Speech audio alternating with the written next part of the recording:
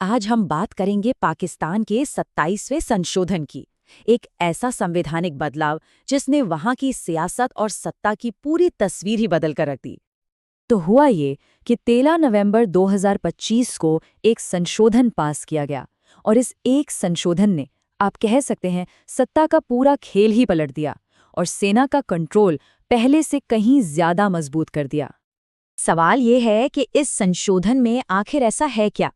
चलिए इसके 3 सबसे बड़े बदलावों को समझते हैं जिन्होंने सेना की ताकत को कानूनी तौर पर हमेशा के लिए पक्का कर दिया है। जरा इस टेबल पर नजर डालिए। साफ पता चलता है कि पावर कैसे शिफ्ट हुई। पहले जहां फैसले साझा तौर पर होते थे, अब सारी ताकत सीधे सीधे सेना के हाथ में चली गई है। ये एक बहुत बड़ा और नाटकीय बदलाव है। तो मोटे तौर पर 3 चीजें हुई। एक, सुपर चीफ की पोस्ट बनाई गई जो हमेशा आर्मी चीफ ही होगा। दूसरा, बड़े सैन्य अधिकारियों को किसी भी कानूनी कार्यवाही से पूरी छूट मिल गई। और तीसरा, एक नई अदालत बना दी गई जो संवैधानिक मामलों में सुप्रीम कोर्ट से भी ऊपर होगी। इन 3 बदलावों ने पाकिस्तान में सत्ता के सारे नियम ही बदल दिए हैं। पर सवाल ये उठता है कि ये सब हुआ कैसे? आखिर इतना बड़ा बदलाव क्यों और कैसे आया? असल में सेना ने 2 खास वजहों का इस्तेमाल किया, एक देश के अंदर की और एक बाहर की, ताकि इस पावर ग्रैब को सही ठहराया जा सके। पहली और सबसे बड़ी वजह थी देश के अंदर की बिगड़ती हालत। 2021 के बाद से देश में 2300 से भी ज्यादा उग्रवादी और आतंकी हमले हुए। ये आंकड़ा दिखाता है कि हालात कितने खराब थे। और ये सब एक के बाद एक हुआ। पहले टीटीपी के हमले बढ़े, फिर मार्च 2025 में जाफर एक्सप्रेस को हाईजैक कर लिया गया, जो पहले कभी नहीं हुआ था। और फिर भारत के साथ तनाव का माहौल बन गया। सेना ने इन सभी घटनाओं का इस्तेमाल ये तर्क देने के लिए किया कि मौजूदा सिस्टम देश को बचाने के लिए बहुत कमज़ोर है। और यही बात जनरल आसिम मुनीर ने अपने इस बयान में साफ साफ कही।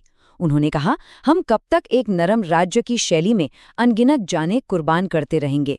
मतलब साफ था, या तो एक सॉफ्ट स्टेट बनकर रहो या फिर देश को सुरक्षित बनाने के लिए कड़े कदम उठाओ।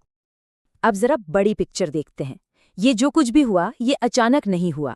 ये पाकिस्तान के हाइब्रिड मॉडल कही जाने वाली एक पुरानी स्ट्रैटेजी का ही अगला कदम है। तो ये हाइब्रिड मॉडल है क्या? देखिए, ये एक ऐसा सिस्टम है जिसमें सेना पर्दे के पीछे से सब कुछ कंट्रोल करती है, लेकिन सामने एक सिविलियन सरकार को रखती है। इससे होता ये है कि ताकत तो सेना के पास रहती है, लेकिन अगर कुछ गलत हो तो जवाबदेही सरकार की होती है। और ये कितना बड़ा बदलाव है, ये आप 2022 में पूर्व आर्मी चीफ कमर बाजवा के इस बयान से समझ सकते हैं।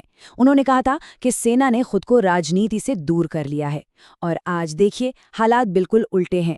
ये एक सोचा समझा स्ट्रेटेजिक शिफ्ट है। और इस पूरे खेल में लोकतंत्र का जो आखिरी स्तंभ बचा था, यानी न्यायपालिका, उसे भी एक तरह से साइडलाइन कर दिया गया। सुप्रीम कोर्ट की ताकत छीन ली गई और जो जज सवाल उठा सकते थे उन्हें किनारे कर दिया गया। मतलब अब सेना की ताकत पर लगाम लगाने वाला कोई नहीं बचा है। अच्छा, देश के अंदर तो पूरा कंट्रोल हो गया, लेकिन ये संशोधन यहीं नहीं रुकता। ये पाकिस्तान की विदेश नीति में भी सेना के रोल को पक्का कर देता है। अब आर्मी चीफ ही देश के सबसे बड़े डिप्लोमैट हैं। हाल की कुछ मुलाकातों को देखिए। आर्मी चीफ असीम मुनीर अमेरिका के राष्ट्रपति से मिल रहे हैं, चीन के विदेश मंत्री से मिल रहे हैं, मिस्र के राष्ट्रपति से मिल रहे हैं। और इन मीटिंग्स में अक्सर सरकार का कोई बड़ा नेता होता भी नहीं है। इससे साफ है कि दुनिया भी अब मान चुकी है कि पाकिस्तान में असली लीडर आर्मी चीफ ही हैं। और ये सिर्फ रुतबे की बात नहीं है, ये एक सोची समझी स्ट्रैटेजी है। सेना अब सऊदी अरब और चीन जैसे देशों के साथ अपने सुरक्षा संबंधों का इस्तेमाल सीधे सीधे आर्थिक मदद पाने के लिए कर रही है।